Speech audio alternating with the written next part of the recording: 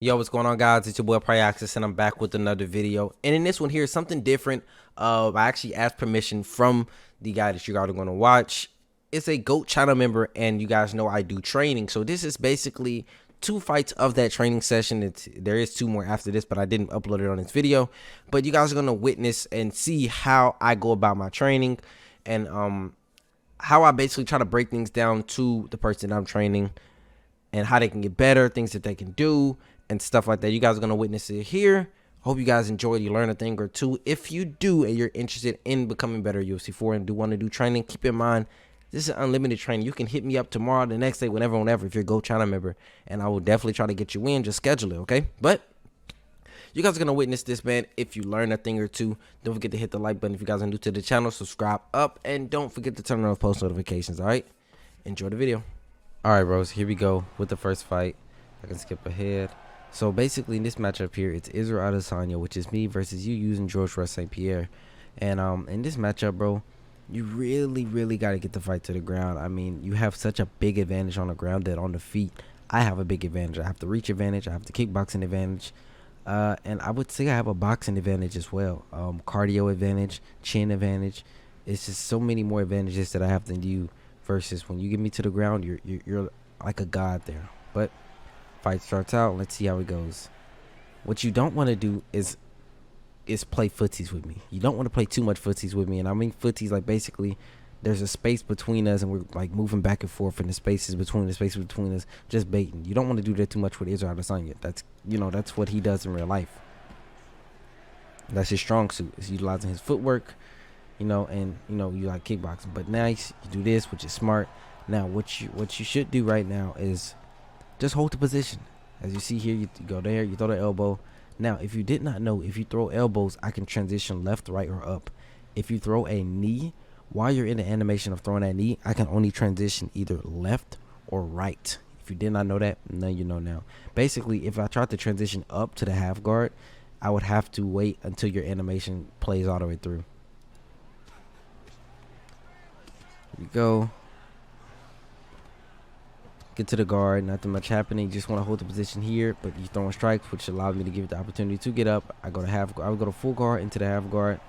Kind of should have expected that. And if someone does that to you, bro, and I need you to write these things down. If someone goes full guard and you allow them to get it, posturing up is the best bet if you want to beat their transition. If you transition up, you will actually transition before they do that other, go the opposite way and get up to the feet. Write that one down, because if you're going to use a wrestler, you need to know that. But keep in mind, if you do that transition where you try to go up, they can't deny it. Okay, back to playing the kickboxing game, which is where I want to be. It's just kickboxing. Boom. Now you threw that kick and I walked to the outside of it. You want to be careful throwing those, especially against high-level players, and especially when you're going against someone that is using a boxer. Like, you will get knocked down easy for that. You have not a great chin. I'd say it's like 89, something like that. So you want to be careful doing that with GSP. But there you go. You should be clinching me right now. You should be clinching me. Clinch. See right there? Like, you're throwing a kick, and I don't know why. You should have clinched me and then put me on the cage. But instead, now I'm on the offensive. And you got to take advantage of all wrestling opportunities due to how hard it is to actually wrestle in this game. Okay, now I've done some body damage. That was nice. Superman punches to the low kick.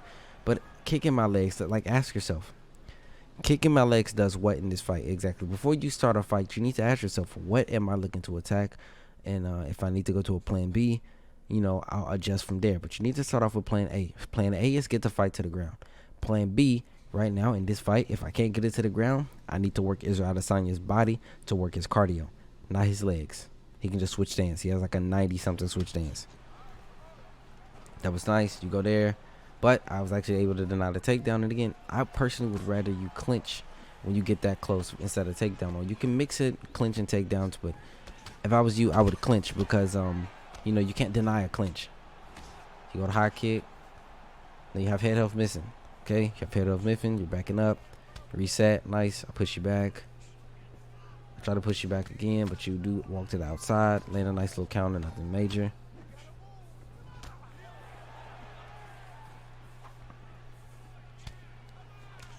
Nice. And you can see how you're playing too much footsies with me. You're literally playing into Israel Adesanya's game. And that's why you're going to, you know, get out kickboxed 8 times out of 10 versus a good Israel Adesanya. There you go. You see what I mean? You just, and then on top of that, look at how you're just standing there. Like, never just stand there. You always, if you watch me, you'll always see me moving. I won't just stand there unless I have a reason to stand there. Whether I'm trying to evade and stay in the pocket, or I'm trying to, you know, plant my feet and throw. But watch as you're throwing. Let me watch it. Look, you're just sitting here. Okay, you're moving. Hit you with the roundhouse to the body. That was nice. I start retreating. You done the roundhouse also. But again, you're still in my world. Right? Now, mistake you made here. Now, both our staminas aren't looking the best, but a mistake that you made here was, look at this. Look how much head health you have missing. And you decided to trade with me again. That could have got you in trouble. I'm not saying don't trade when you have head health missing, but when you have, you know, head health missing, keep in mind you either want to counter or you want to get completely away from your opponent. Because if you try to trade again, well, I throw my combination, you throw your combination. What's the probability of you winning that trade if you already have a lot of head health missing, right?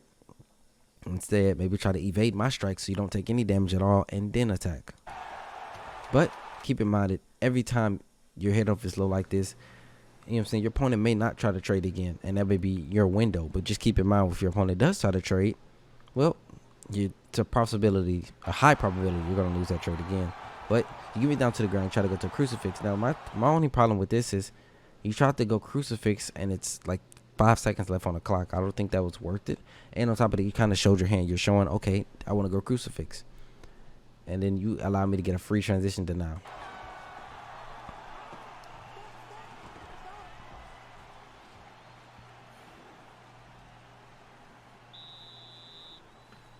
Okay, now we go off into the second round. Same thing. You just want to be careful. Nice high kick. You land it there. Then the spinning heel. That was nice too. Let's see, what do? I start retreating. You see, notice how I'm start retreating. Now you're doing more damage to my head. I'm going to continue retreating. I'm not going to trade again. See what I mean? Now, I did strike there, but that strike wasn't a trade strike. That was a push you, get you out of, you know, out of range strike. I push you back. And again, you don't want to kickbox me. Clinch me. Look at how close we are. Clinch me. I'm not saying you have to be a clinch spammer, but if you're this range, you have to get the fight to the ground. There's no, oh, I'm going to strike a little bit. No, you're George Rush St. Pierre, bro. Get me to the ground.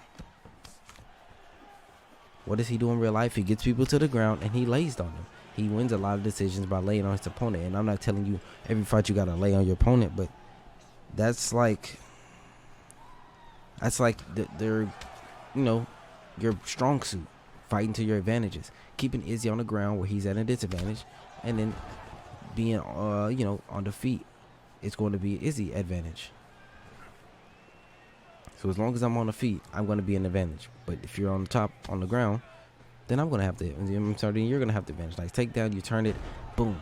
Okay, now you just chill. When you get in a position like this, you got to chill. You got to, because what you're doing right now is you're rushing. Why are we rushing? Let's hold side control for a second. You know, let's wait and see if this guy's going to do anything. Let's look at the top of this grapple advantage meter and see if he's trying to deny any transitions. And if I am trying to deny, you'll see this bar go up a little bit. If you're not doing any transitions and you need to see this bar going up, or if you're doing a fake transition and you see this bar going up on your side, that means this guy over here is trying to deny transition. And if you pay attention to that, a lot of times low-ranked division guys will try to deny transitions, and that'll open up the small window that you have to actually transition. Now, again, this is rushed. You just do a strike like 3-4 seconds into being in side control instead of just holding position for a while.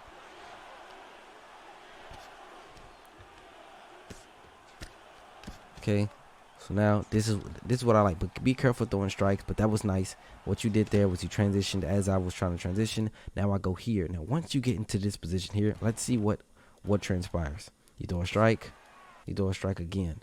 Now What you should have done, if you want to throw a strike, you throw one strike to get your opponent thinking that that was an actual transition. You get them to try to deny, and then you transition either left or right, right?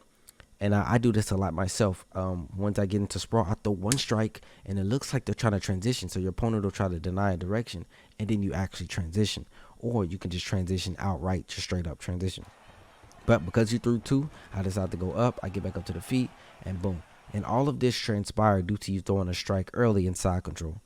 So just keep that in mind, man. That's why you want to hold positions.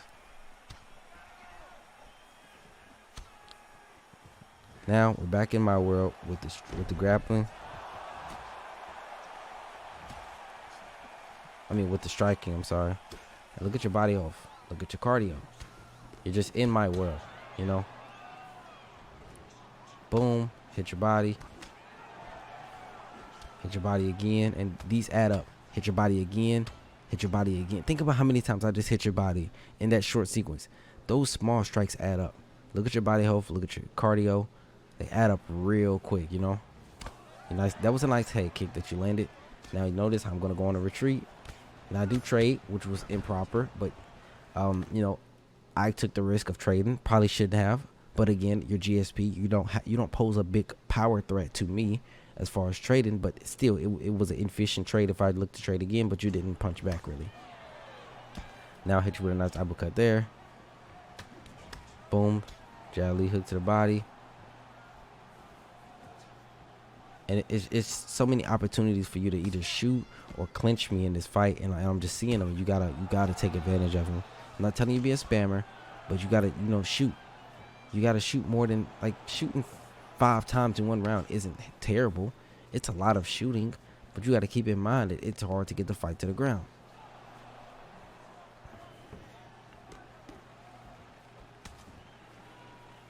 Okay, there you go. You try to shoot, but again, it's 10 seconds left. Why are we shooting?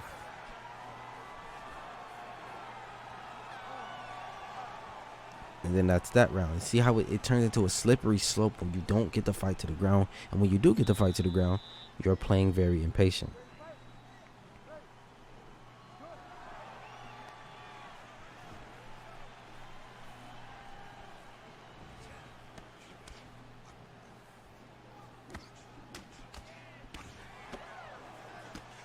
Now, you go. I hit you with the body, and then you stand in the pocket. You stand in my pocket. But you're retreating there, just playing defensive. Okay, that's cool. And I just want to play on the outside. I want to be the annoying guy fighting on the outside. It is what Adesanya does. Now I hit you to the body there, hit you to the body again. And again, a slippery slope. It just gets worse. Hit you with the spinning heel. Look at your body health. And it's just those. I ain't hit you with like body. I've just been consistently touching your body with these kicks and stuff. Front kick. There you go. Gonna push you back. Jab cross, lead hook cross. And you see what I mean? Like you see your opportunities that you do have to just walk up and grab my neck.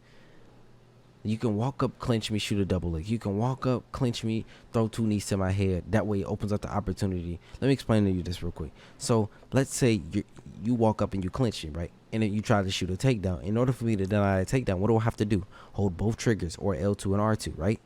But if you clinch me, throw 2 knees to my head, I only have to hold right trigger, or R2. That means you can throw a knee and then shoot a takedown right afterwards, because I'm technically not blocking low or looking to defend a takedown because I'm not holding both triggers. Now when you do that, right, immediately turn the takedown. Shoot the double leg, hold your left stick up or down, or if you want to, you can shoot it and then holding your left stick towards your opponent, you drive them backwards, and while you're driving them backwards, you flick your left stick up or down. It will actually turn the takedown. But you want to mix those things up. But I was just trying to get you to understand that, when you clinch your opponent, get them thinking. Certain strikes, I said, yeah, that was it. Throwing that strike was not it, and I think you knew that. But basically, clinching your opponent and then throwing like knees to the head or knees to the body, make them have to block certain spots, and that's why people get the standing gillies, because they'll attack the body and then they'll gilly their ass. But here we go to the next fight. Now, I'm Paulo Costa. The first fight I went a kickboxer. This fight I want to predominantly go a boxer. Now, you do have the advantage as far as reach. Power, I obviously have the advantage. Speed, I have the advantage. Chin, I have the advantage. Cardio, I believe you have the advantage. But for the most part, you know, I have the advantage as far as striking. But Paulo Costa has terrible reach. Now, let's see. I do make a lot of mistakes in this fight, and I want to see if I can point them out right there. Because I was kind of fighting cocky. I was fighting cocky due to me being Paulo Costa. I'm like, okay, he can't out-trade me. But it's still a system. Still health involved. And, you know, traded at proper times will still resort in you getting out-traded no matter how much power you have. Nice jabs from you. And this is another fight. You want to get to the ground. That was a nice high kick. And right here, what you should have did, instead of throwing that spinning heel, what was the probability of me blocking low? Like, think about that. You threw that spinning heel. Why would I block low? You know, why would I block low in this situation? There's no reason for me to take my hands and drop them low. So what you should have did, instead of doing that spinning heel, you could have walked up and shot a double leg, or maybe walked up and clinch. Or if you wanted to work my body, you could have walked up and threw just a simple switch kick. Again, like I said, you're using GSP. You want to get the fight to the ground. So if I was you, I would have went up and shot a double leg takedown and looked to turn it. That was a nice uppercut. Here's another opportunity for you to shoot a takedown. But instead, you resort in throwing a kick. And this is the difference.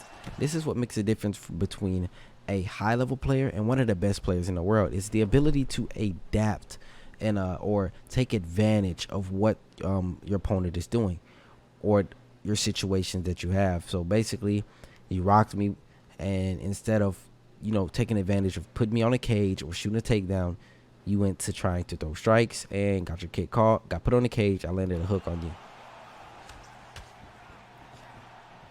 Boom. You try to shoot a takedown, denied there. Now, think about that. Think about that takedown you shot versus all the other opportunities that you had to shoot a takedown. Just think about that one, brother. Okay. Push me back again. That was nice. Jab, cross, lead, uppercut. That was nice. I landed. Okay, I have the head hoof advantage. Boom. Look at your chin. Let's see what you do here. That was nice. That was real nice. You come back. Now you throw a kick in proper range. Right there. Let's watch this kick that you threw in the most improper range. Right? That was a real nice evade there. And then, look at this kick. You took mad damage just because of that kick. And if I threw like uppercut, hook, uppercut, you're getting rocked. You throw the switch kick again, then you get knocked down with the overhand. You stand in the pocket. Instead of backing up, back up. You decide to trade again. Now I catch your kick, walk you towards the cage, throw the hooks. And I'm Paulo Costa, so I want you to be on the cage so I can unload strikes. Nice. You evade, you get out the way. Boom. Nice. You shoot the takedown. I actually denied it. But still, these takedowns are like empty takedowns. They're not. There's no reason for you to shoot them besides, oh, I'm just shooting them, instead of, oh, I rocked them, or I landed up top, man, I clinched them and get them thinking high, and I go with the takedown. Nothing, you know. Okay. Now again, I'm playing cocky. Being Paulo Costa, I'm like, okay, he can't out-trade me. And you see there, boom, he did out-trade me right there. Do more damage. Nice roundhouse to the body. Nice head movement. Let's see what you do here. You throw the high kick, which was nice. You throw a spinning heel, and I don't think that spinning heel was needed. Now, you do the high kick, right? And it landed. But then you turned around and threw another kick high. Well, I'm already thinking about my head. You know, chances are I'm not going to block my body because you're throwing another kick. I'm going to block my head because you're trying to mix me up. And I already have some head of missing because I just took a high kick. Right? And then also, there was another opportunity to do what? Try to shoot a takedown. But instead, now you shoot the takedown here, which was, again, empty. No reason no reason in front of shooting it. You just shot it. And it's nothing wrong with that. Just understand it. You know, you increase your probability of landing a takedown when you do throw it for, you know, after a reason to throw it. Boom, I rock you here. You can't really trade with Paulo Costa. That's 3 hooks to the body. And it just gets worse for you. Again, GSP has a terrible chin. And I have mad power. 2 formulas that you don't really want to mess with. Boom, I kick your leg, which done nothing. But you can also notice that I don't have great stamina. But think about if you took me down, what you would be able to do on the ground with working my cardio and just doing work on the ground, period, if you was to just take me down.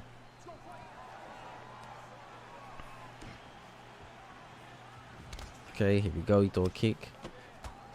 Kind of close, kind of risky. Boom. You see how I lose that trade right there? That was nice. We can actually go back. Here we go. Round starts off. Let's see what happens. Boom. I get jabbed. Jab cross. I have a little bit of head health missing. Now, I threw my combination, right?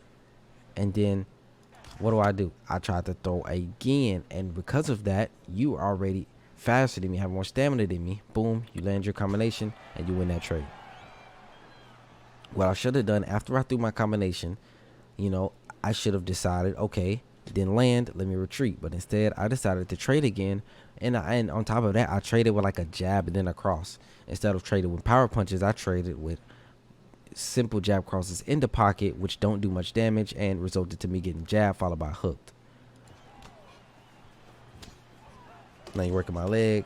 And again, I don't really think you should be working my leg personally. I think you should be more so working my body health, because you really want to get my cardio down, which helps out your chances of 1, getting me to the ground, 2, rocking me and having my stamina low, 2, get me to the ground, and 3, if you do get me to the ground, opens up opportunities to where if you deny a transition, I lose a lot more stamina because I have I have stamina missing.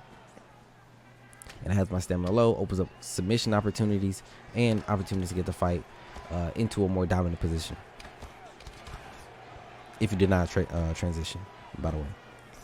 Boom. Now you still stand here. See what I mean? Like, nothing wrong with what you just did there, but you put yourself at a risk of losing that trade if I was to just stand there and trade with you.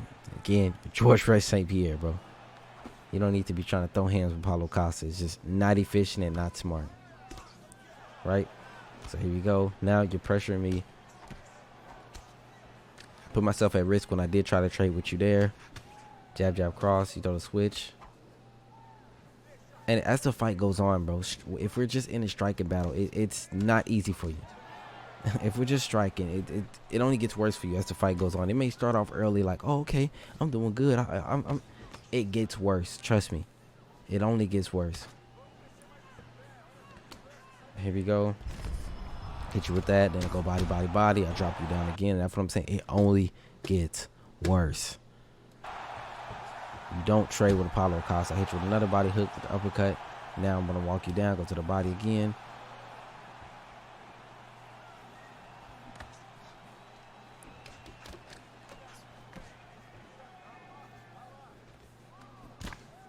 Nice.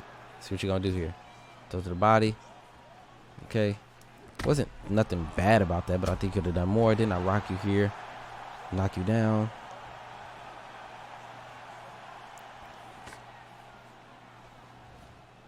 Again, it's just bad for GSP, man. Your chin's way too weak to try to be doing this much striking.